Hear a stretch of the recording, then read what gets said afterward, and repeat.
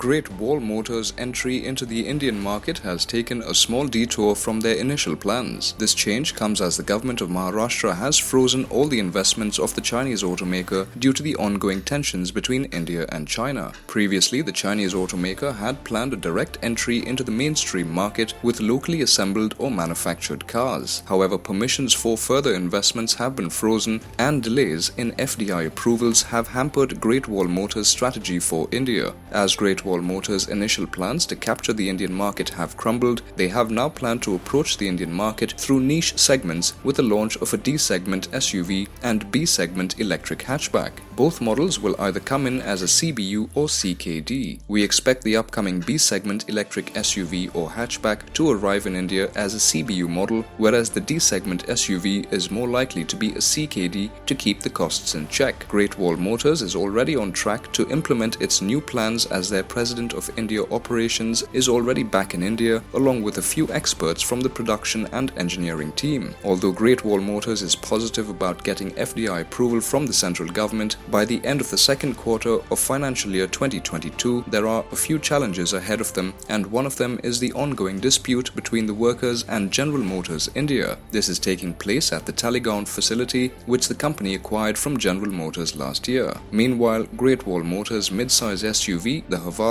H6, is already undergoing homologation at the Automotive Research Association of India (ARAI). Thank you for watching DriveSpark. Like, share and subscribe to stay in the know of the latest happenings in the auto industry.